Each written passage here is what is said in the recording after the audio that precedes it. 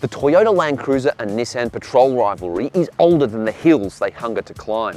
And when it comes to these big, rock-crushing, mud-slinging off-road SUVs, neither brand is willing to admit defeat in this age-old, full-size 4x4 dispute.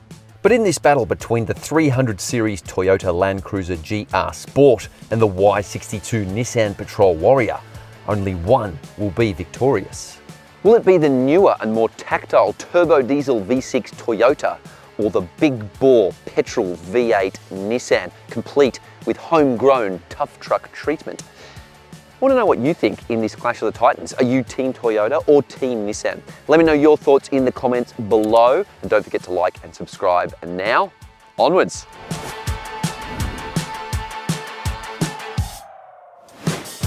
These big burly off-roaders have long histories both overseas and here in Australia. The Toyota LandCruiser arrived locally in 1951 and was pressed into service building the Snowy Mountains hydroelectric scheme, where it built a reputation as a reliable, capable workhorse in tough conditions. The Nissan Patrol was also launched in the early 1950s, and though it didn't come to Australia until 1961, it became the first motorised vehicle to cross the Simpson Desert a year later. And while the latest 300 series became the first all-new LandCruiser in 14 years, the Y62 Patrol dates back to 2010, making it well over a decade old. But the hardcore homegrown Warrior version tested here was only launched in 2023, and there's an update about to arrive for the Patrol's archaic infotainment system. Both 4x4 wagons are similar in size and capability. And in Australia at least, there are no direct rivals, and certainly none that command the loyalty of these titans. The Land Rover Discovery is one of the few large four-wheel drives that can match them on and off-road, and you could probably lump in the Ineos Grenadier and a couple of luxury models such as the Lexus LX and Mercedes-Benz G-Class.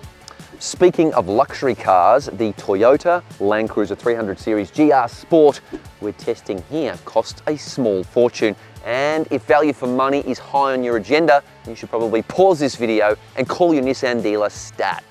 When it comes to after-sales coverage, these four-wheel drives are somewhat similar, both with middle-of-the-road 5-year warranties and both with pretty crummy 10,000 kilometre service intervals. It should also be mentioned that the GR Sport comes out of the factory as is, while the Patrol Warrior was developed by Aussie engineering company Premcar, but is still officially backed by Nissan, with all the new bits still covered by the factory warranty. These two variants are flagship bush-bashing model grades, and as such, they come with loads of off-road goodies, including permanent 4x4 systems with a low-range transfer case for slow-speed crawling and proper rock hopping. The Toyota features front and rear locking diffs and 245mm of ground clearance, up 10mm on standard cruisers, making for a 700mm wading depth.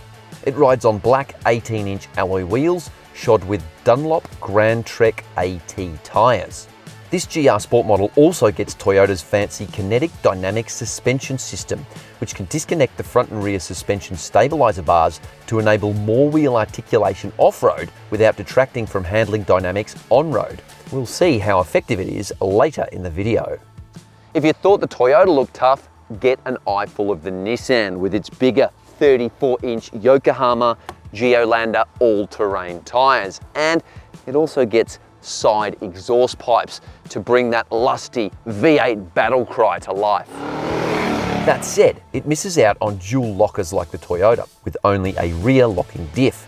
But it makes up for this by being taller and wider, with an extra 78mm of ground clearance over the Cruiser, rising to a whopping 323mm, thanks to a suspension lift and 18-inch alloy rims. Despite the extra height, it has the same 700mm wading depth as its rival.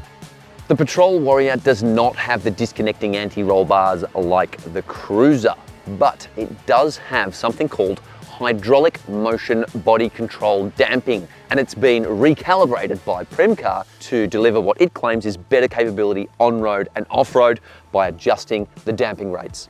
Premcar has also added softer front springs, progressive rate rear springs, and a custom 2.5mm steel bash plate up front.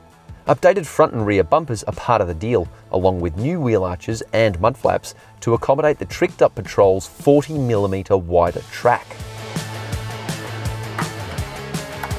The differences between these big bruisers really come into focus when you look at the engines. Team Toyota is running a twin turbo diesel V6, while Team Nissan gives the middle finger salute to CO2 emissions with its thunderous 5.6 litre petrol V8, which burns petrol at an alarming rate.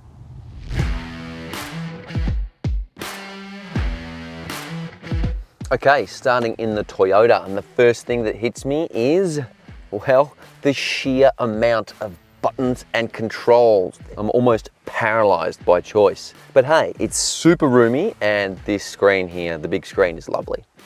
Fit and finish in the Toyota is not too bad. All the major touch points are covered in leather or some approximation of it. The seats are super comfortable with ample cushioning and nice leather upholstery, plus 8-way power adjustment, 3 memory settings, and even heating and cooling.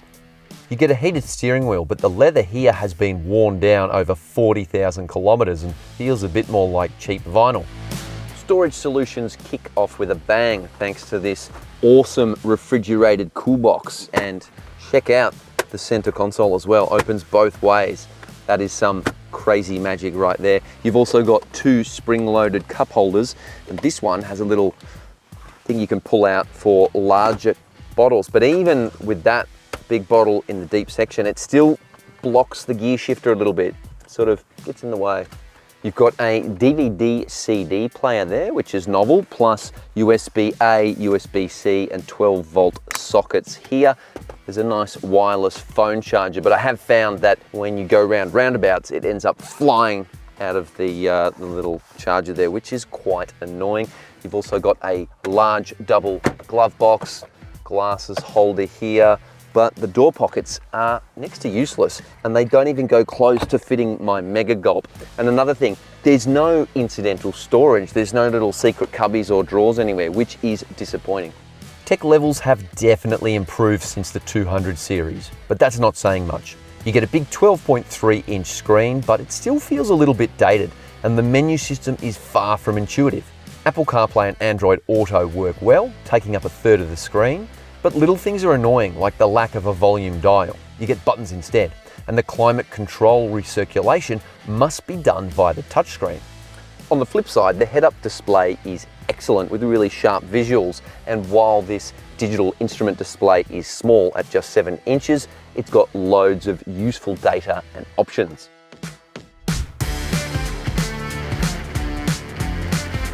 So this is the Nissan, and compared to the Toyota, it feels dated, but it's not terrible, and there's a lot less buttons, so that's a relief. However, this screen here is tiny, and you've got this miniature dot matrix screen that looks like the original Nintendo Game Boy, circa 1989. But for all that, there's still a sense of luxury in here. In fact, interior fit and finish is rather nice, and the leather quality is slightly better. And these ruffled leather flourishes on the doors are now so old, they're almost retro cool. And because the transmission tunnel area is much lower, it creates a better sense of space. It doesn't feel as confined as in the Toyota, and I really like this curve here. It is just the shizzle. The 8-way power adjustable driver's seat misses out on cooling, heating, or memory settings, and the steering wheel is manually adjustable, not power adjustable like in the Toyota. Storage solutions are similar to the Toyota. You've got 2 cup holders, but there's more incidental storage. You've got an area for odds and sods, and it's all concealable. And when you put your bottle in the non-spring-loaded cup holders, it doesn't get in the way of the gear shift, which I quite like. However, you do miss out on a wireless phone charger. You only get 2 USB-A ports, although they've included a USB-C adapter. There's the DVD-CD player. You've got the glasses holder up here as well, and the door pockets are bigger, and yes, they do fit my Mega Gulp.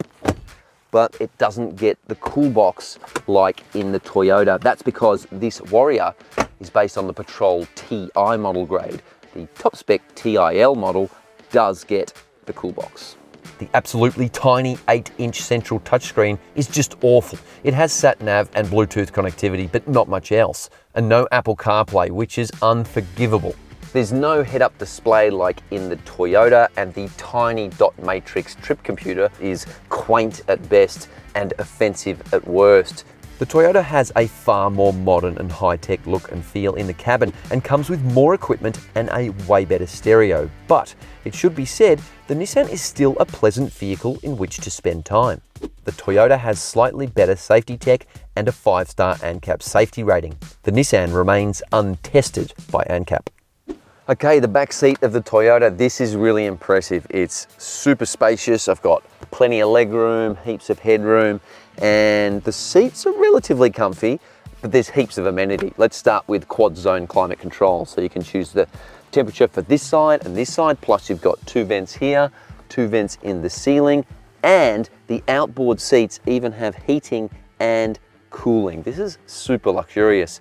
Plus you've got twin USB-C ports, fast charging, a 12-volt socket, and a fold-out center armrest with a very fancy cup holder.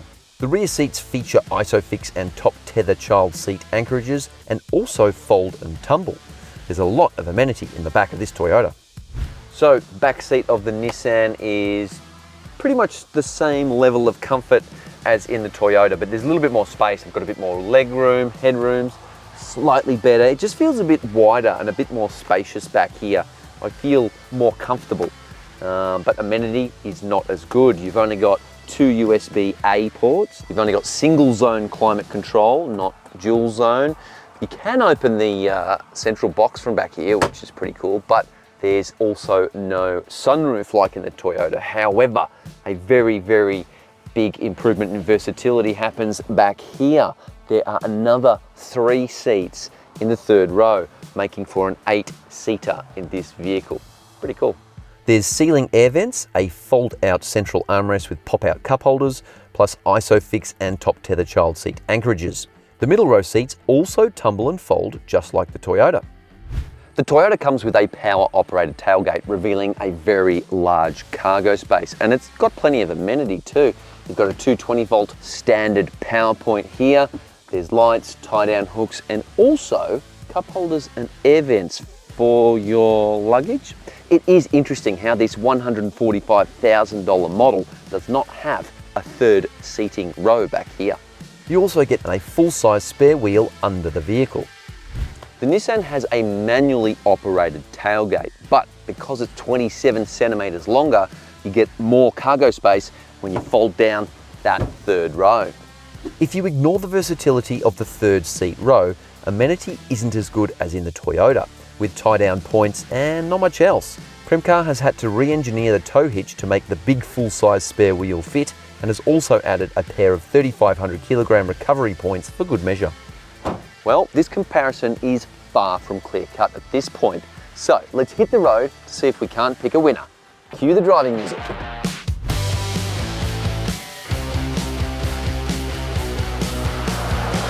Okay, I'm cruising in the LandCruiser first, and it's like a big old couch on wheels. It's soft, smooth, comfortable, and just easy going. The turbo diesel V6 is an absolute corker, with globs of low and mid-range muscle easily accessible thanks to the 10-speed automatic gearbox. Power delivery is buttery smooth, and when flexed, the acoustics are surprisingly resonant. Handling dynamics are reasonable for a 5-meter long Leviathan that weighs almost 2.6 tons. But the KDSS suspension system struggles to contain its mass, and it tends to roll like a boat in an ocean.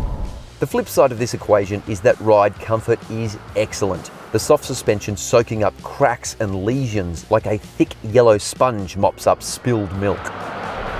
It's all very pleasant too. There's not a lot of wind, road or engine noise entering into the cabin. It's rather quiet, and cruising on the open road, it really does feel like a big old luxury car.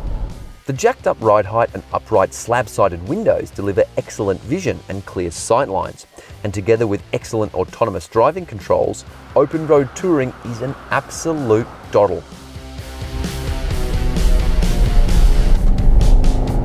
Alright, I'm in the Nissan Patrol Warrior, and right away there's quite a culture shock compared to the Toyota.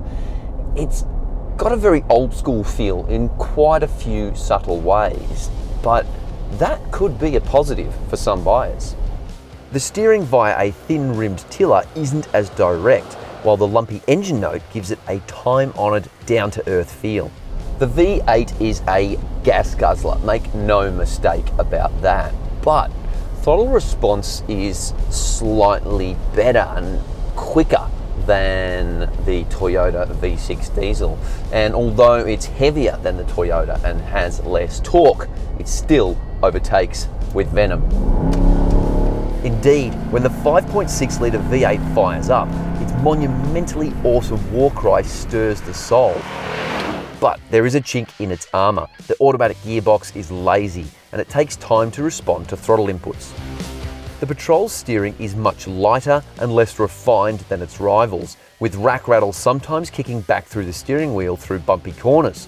Ride comfort is also slightly firmer, the big SUV absorbing most of what Australia's crumbling country roads can throw at it. Despite Premcar softening the suspension in this big rig, it actually feels a bit more nimble than the Toyota. It tracks through corners with slightly more confidence and certainly less body roll than that big Toyota GR Sport. Outward visibility is excellent, the Patrol's jacked up body delivering even better views than the already tall Toyota. But if you're doing a lot of freeway kilometres, the driver support systems in the newer LandCruiser are better. Neither is particularly fuel efficient, but the weightier, angrier Nissan proved to be significantly thirstier overall. That said, the Toyota's smaller 110 litre fuel tank means it probably won't go too much further than the Patrol, which has a 140 litre bladder. And now, the moment I've been really hanging for, let's take him off-road.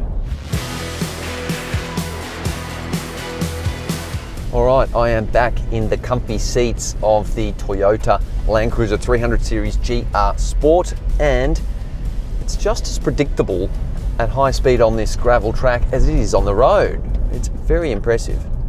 Blasting along moderately maintained fire trails is absolutely effortless in the Toyota. Its supple suspension taking high speed hits and potholes all in its stride. Dial up the difficulty and the Toyota does not break a sweat. The four-wheel drive system diverting power to exactly where it's needed. It generates surprisingly high levels of grip on slippery terrain, and when things get really hectic, whacking it in the low range and locking both diffs gives it superhero-like capability. The multitude of camera systems also come in really handy when you're rock hopping or slowly descending, because basically it gives you this extra pair of eyes low on the front bumper. The oil-burning V6 is very impressive off-road as well, delivering smooth linear thrust so you can edge your way along tricky passes carefully. This is really impressive, and the disconnecting sway bars really do enable epic wheel articulation off-road. But now it's time to see how its arch rival fares.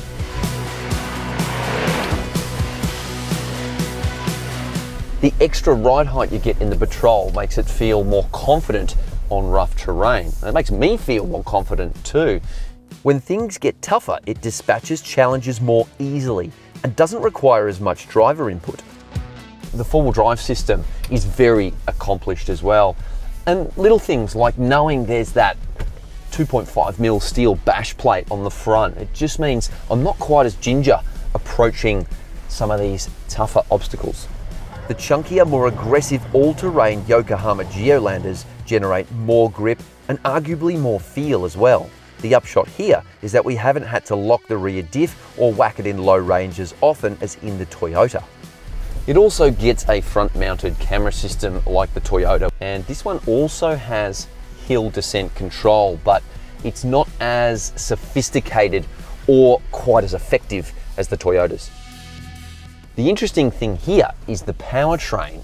Relative to the slick new 300 series, I didn't expect petrol V8 to have the same low down, buttery smooth power delivery that makes off-roading so easy, but it does. It's got a lusty bottom end and heaps of torque, which is a great combo for adventuring. And when you chuck it in rock mode, it reduces throttle response. It makes it a little bit softer, a little bit gentler, which makes navigating really tricky terrain so much more predictable. Both vehicles are fantastic long distance tourers with big fuel tanks, cushy suspension, plenty of room and loads of luxury features. But more impressive is how capable and confident they are off-road. For a price, they really can do it all. Well, except urban stuff. They are absolutely diabolical in the suburbs. Trying to park this Patrol in my street is just a nightmare. And you know, 3-point turns, U-turns, not great. If you thought this would be a slam dunk for the LandCruiser, think again. The higher tech Toyota is easier to live with and is a better vehicle overall. But the old school Nissan is cheaper by far, and it certainly doesn't feel like a decade older design. Given that off-road vehicles like these inhabit a very particular part of the automotive universe, one that requires specialised skills, the recipe needs to be just right. And Premcar has hit the nail on the head, elevating the Nissan Patrol to an impressively high level. Together with its glorious V8 and an on-road saving of around $50,000, not to mention a much shorter delivery wait time, and the last of its kind Nissan Patrol Warrior takes the win in this age-old rivalry. Thanks for watching, hope you enjoyed it. Don't forget to like and subscribe to our channel for more awesome videos. And let me know what you think in the comments below. Are you a V6 diesel kind of person, or is that lusty V8 petrol the one for you?